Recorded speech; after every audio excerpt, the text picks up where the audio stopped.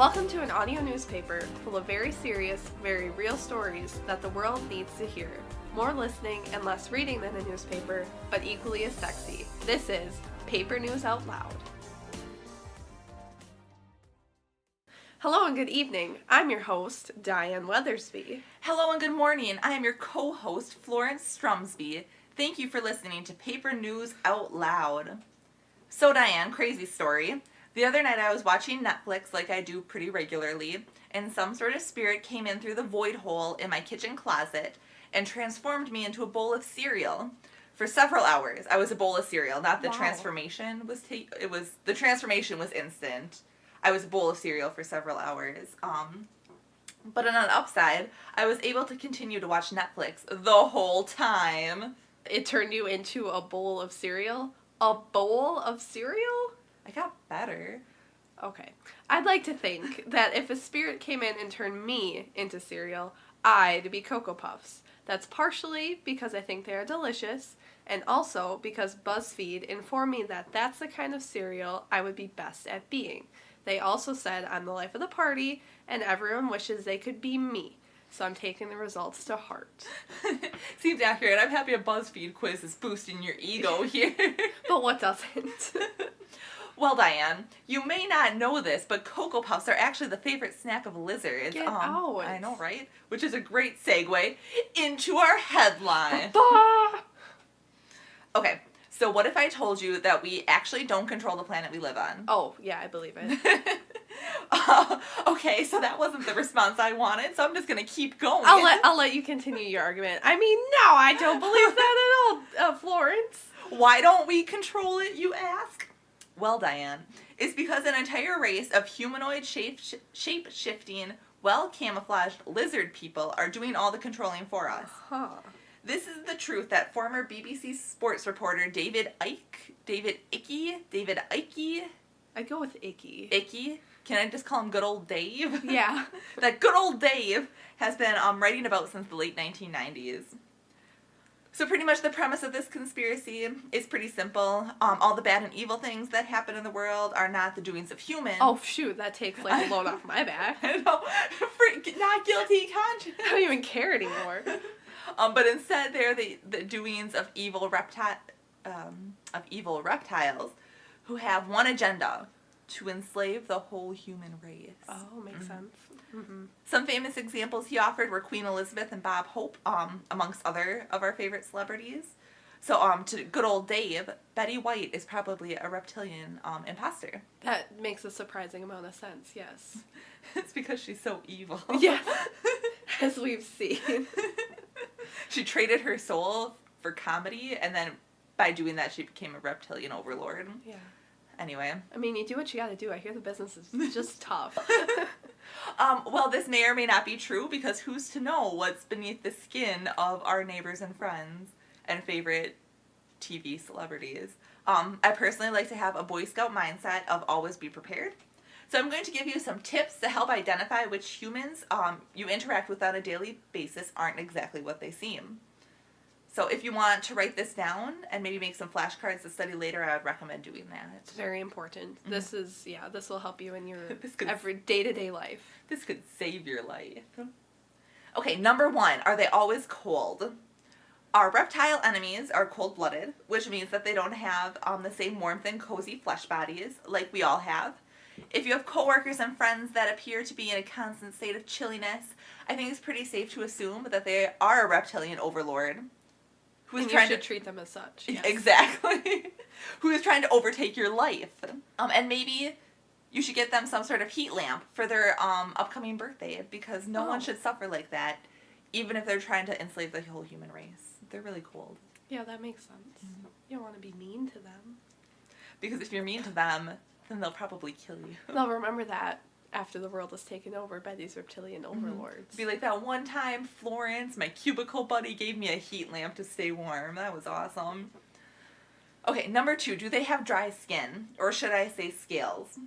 Sure, these reptilian overlords may look like the masters of disguise and appear to be perfectly human, but at the end of the day, their serpent qualities will still shine through the facade.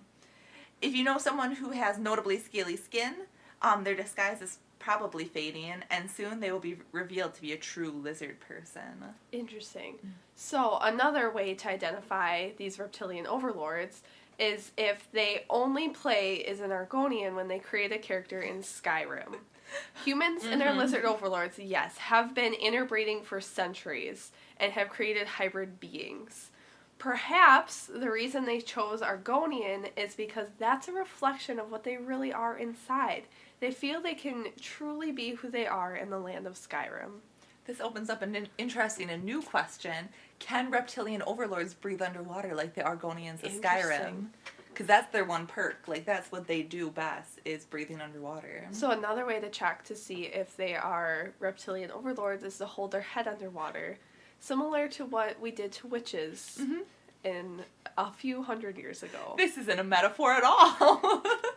So just hold their head underwater. If they breathe, they're reptilian overlord. And if they don't breathe, and they tragically die, you've lost a good friend. And you have to find some place to hide a body. Yeah, but also you have peace of mind. That's true. Which I think is the most important thing out of all. Okay, and last but not least, does their diet only consist of insects? This one's pretty straightforward. If their favorite candy is chocolate-covered crickets, you might have a reptilian overlord on your hands.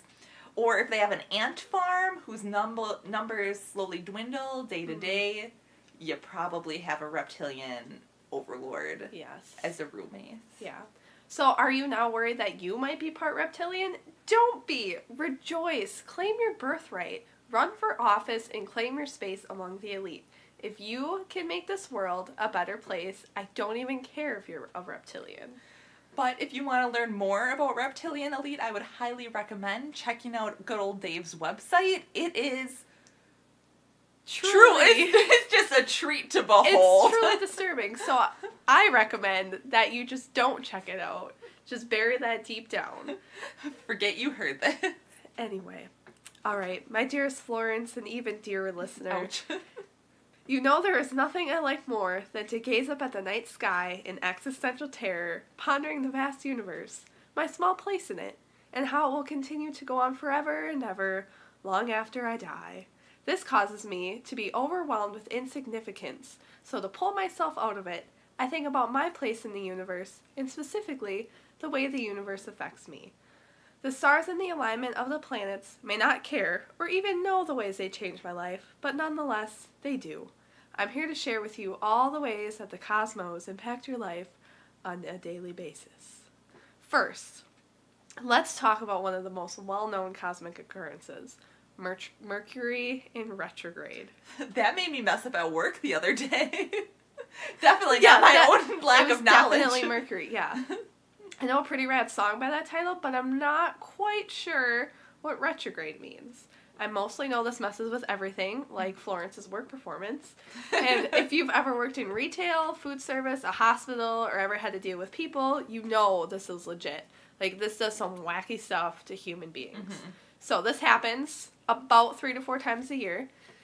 It's when Mercury appears to be traveling backward in the night sky, due to Mercury moving more slowly than Earth. So that's what the retrograde is. So is that kind of like when a semi passes you and you feel like you're moving backwards, but it's just because the semi is going faster than you? That's exactly what it is. Similar experience? That's a semi in retrograde. And that just messes with my ability to focus on the road. Yeah, it's very tough. Okay. Mercury governs communication, travel, and learning. You know, common knowledge. Your mental faculties are also on the fritz during this time, so don't expect you or anyone else to know what the hell is going on. You know, actually, this explains a lot about human beings as a whole. We're very affected by our planets. Yes. So this actually lasts for 3 weeks each time, so there are about 9 to 12 weeks that everything just basically sucks. So that's a good fraction of the year, yeah, you know? That's quite a bit of time.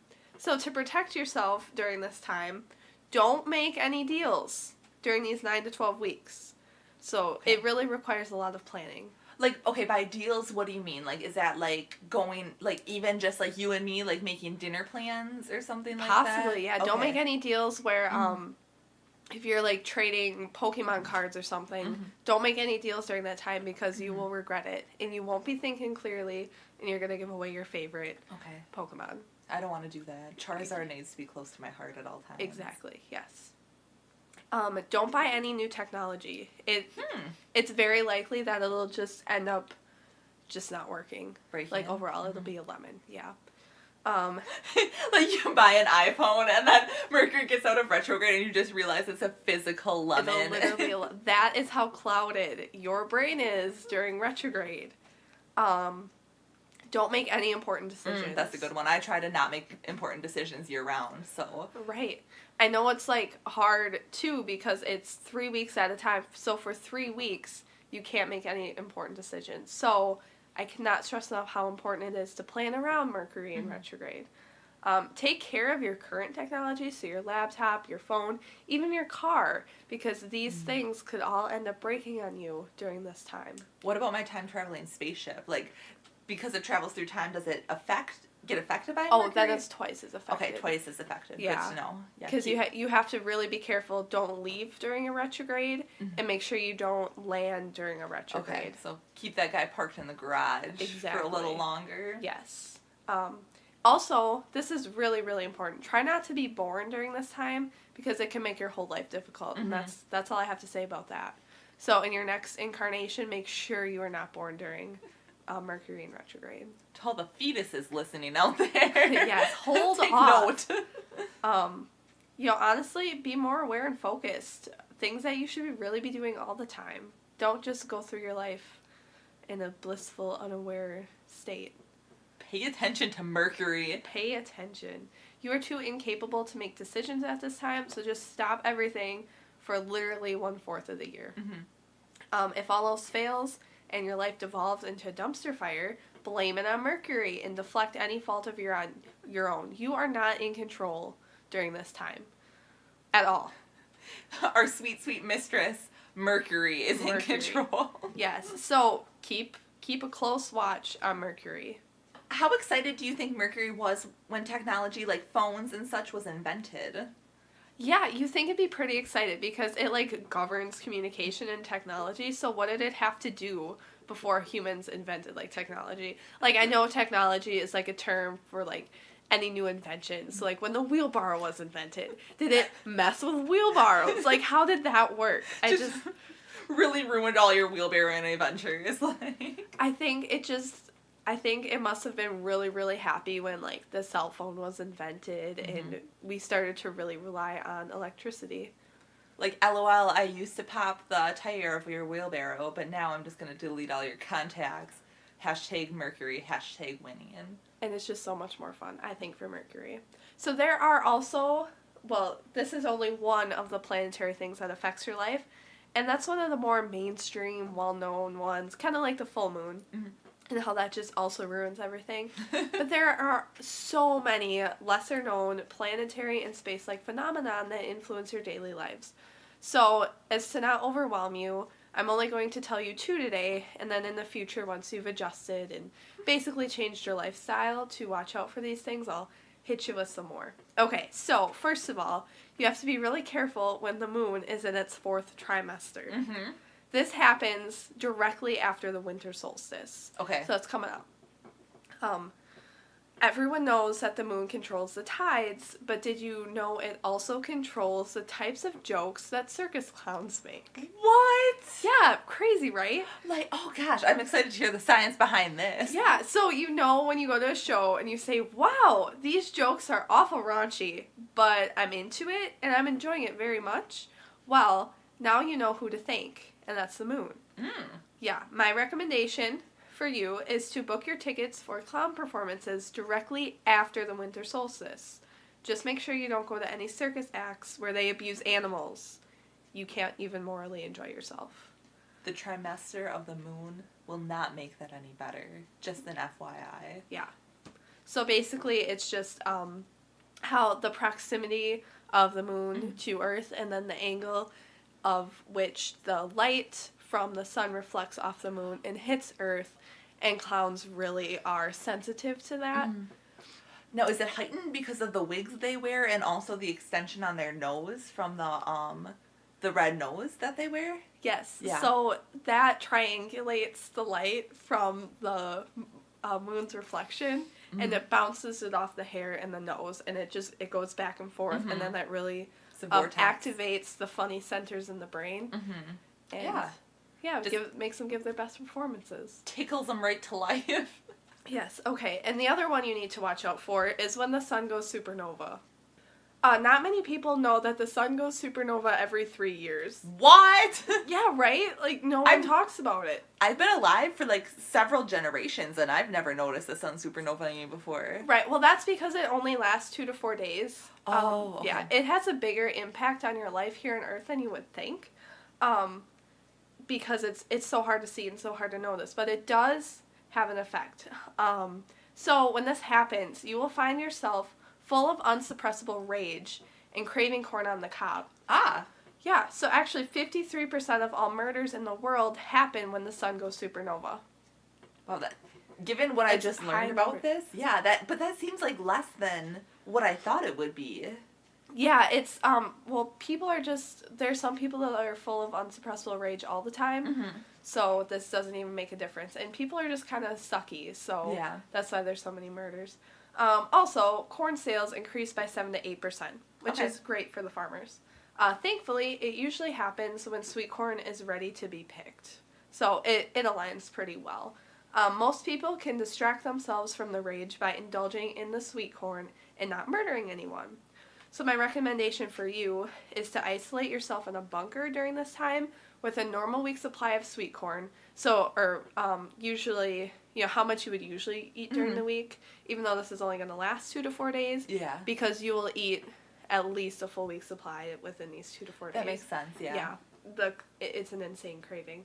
At the very least, you should really avoid being around people you have previously fantasized about murdering, and even avoid family and friends, because they can get downright irritating, and you don't want any accidents, or to be murdered yourself. That's really good advice. Yeah. Be very, very careful when the sun goes supernova. I thought I had that bunker made for no reason, but here we are. No, here it is, yes. So we will address more of these occurrences and tell you what to be on the lookout for and how to protect yourself in future episodes. But right now, we have a concerned listener that we need to assist.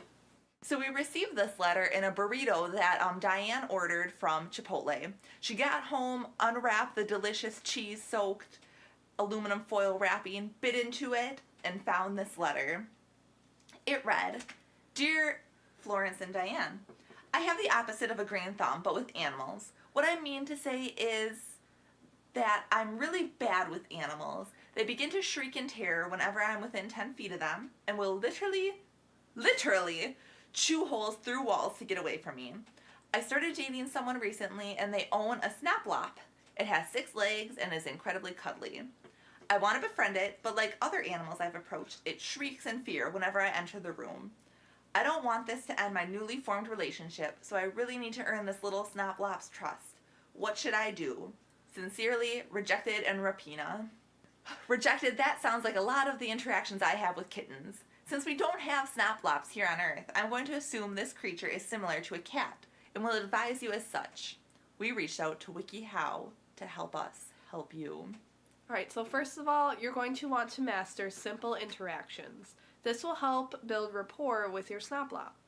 Only attempt to engage with the Snoplop for short periods of time, about 20 to 30 minutes.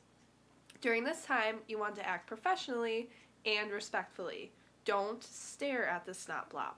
Prolonged eye contact will make both you and the Snoplop uncomfortable. At first, you may need to practice being in the same room at the same time until the Snoplop eventually stops shrieking. Then, you can speak kindly to the Snoplop because it'll be able to hear you. You won't have to talk over the shrieking. Ask it how it's feeling today. Talk about the weather. Ask it its thoughts on the current economic climate. Show the Snoplop that you respect its opinions and that you are interested in more than just its soft, adorable fur. When the Snoplop finally allows physical contact, start with a firm handshake. This is when it's okay to make eye contact. Make sure it is a firm handshake. Perhaps practice on your significant other first. Yeah. Good way to get started with these little buggers. So the next major step is interacting with the kitten or Snoplop, if you live in your dimension, in a way that requires having their trust. A few examples are picking them up, letting them eat food out of your hand, or introducing the little bugger to new people. I'm assuming that Snoplops, much like the fluffy and beloved kittens we have here on planet Earth, are incredibly territorial and can be hostile when it comes to their food. Start by lying down, prone, belly down, in front of the Snoplop. Whisper over and over, "I am not your enemy," until they come over and gently sniff your hair. Remember, it is crucial to avoid eye contact during these times, since it can appear hostile, as we mentioned earlier. Mm-hmm. Then just start praying to whatever entity you consider to be most powerful until the creature moves away. If it hasn't consumed you or attacked you in any way, you probably have its trust and can move on to snuggling the creature. This works with other people, too, not just creatures like kittens and Snoplops. But friends and next-door neighbors. Yeah, exactly, especially next-door neighbors. If they're new to your neighborhood, I highly recommend these steps. Just lie prone in front of them. Yes. Lastly, you're going to want to make sure you can provide for whatever creature you're interacting with. Kittens need litter boxes, and I'm sure Snoplops need some sort of tank or underground bunker to nest in. The key to gaining their trust with these little buddies is letting them know that they can count on you. You'll want to provide them with regular gifts to earn their trust. Like an all-powerful deity, your Snoplop likes to be treated with reverence. Feed them snacks. Burn sacrifices of catnip and basil on small altars underneath a full moon. Knit your Snoplop a matching sweater. This will surely help teach the pet that you are a friend, not a foe. And maybe if you're lucky, they will accept you into their pack. Provide plenty of room for the Snoplop to roam in. I understand that it is your significant other's Snoplop, but perhaps talk to him about giving the Snoplop its own bedroom, or letting it commandeer the basement or an attic space, or even the crawl space in your wall, because who doesn't want to hear that scuttling by in the middle of the night? You want to give your Snoplop a cool place of its own, especially when you know you'll be having company over. This gives your Snoplop a place to hang all of its favorite band posters and an escape when it just wants to be alone. As with any relationship you're trying to form, whether it be your kitten, your next door neighbor, or your Snoplop, this takes time. Celebrate the small victories and remember that you are awesome no matter what happens with the Snoplop. Even if your relationship crumbles. Yes. Always know your self-worth first. All right, Florence, can you pull this train into the motivation station? Choo-choo! Okay, so it's winter times, folks. That means if you live somewhere cold and chilly this time of year, then you've probably been hitting that comfort food pretty hard. And if you live someplace that is warm year-round, then I assume you only eat pineapple and frozen yogurt, and I am jealous of your lives. Anyway, for everyone who's hitting the meatloaf a little bit too hard around this time of year, how do you stay on track with your diet and exercise routine? This is a great question. So I'm a frugal person, so what I do to keep up on my exercise is to turn off all the heat in my apartment. Yeah. My only source of heat is my own movement. I must continue to move and do cardio exercises lest I freeze solid like a human flesh iceberg. A fleshberg, if you will. My required protein intake is quite high, so I snort whey protein while eating raw eggs.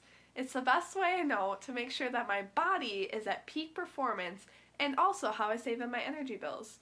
Of course, I spend a lot on protein and eggs, but I like to think that it comes out in my favor. I've never actually ran the numbers. Yeah. Well, I bet just from shivering alone that you probably have a pretty solid core built up. Yes. Yep, rock solid. That's why you can scale the walls so quickly. Yep, I'm an expert planker. Okay, so personally, I find myself using fear to make sure that I continue to go to the gym. Every morning I pack up my gym bag so that I have no excuses to not go to the gym. Not go to the gym after work. Then I meticulously line every inch of my couch with set mouse traps and hire a personal trainer to stand in my living room. If I don't go to the gym, the personal trainer will refuse to remove any of the mouse traps until after I have exercised for at least a half an hour. Each exercise I complete equates to one mouse trap being removed. If I don't do the exercises, then I'm forced to watch Netflix in discomfort. Ugh. Yeah. It's a pretty expensive route to take, but it has definitely yielded results. Yeah, I have noticed that your arms are looking extra defined. That's just from all the mousetrap pinches, Diane. All right, boys and girls and non-gender conforming friends. A small friendly wizard just rang the doorbell, finally delivering Diane and I the pizza we ordered 3 centuries ago. Mac and cheese. In an alternate universe. This pepperoni. Mac and cheese and pepperoni. This alternate universe was very advanced with their mac and cheese related meals. The pepperoni and noodles spelled out "Stop Now," which we all know is a telltale sign that the show is coming to an end. Thank you all for taking the time out of your day to listen to what we had to say. If you like what you heard, subscribe to Paper News Out Loud for more great episodes. If you liked what you heard a lot, leave us a review on iTunes saying what you liked. Don't forget to include a picture of your favorite pillow. We will be making you all embroidered pillowcases. If you're in love with what you heard, search the skies for meaning and then get lost in their beauty and send a postcard to us from a distant star cluster and name a star after me.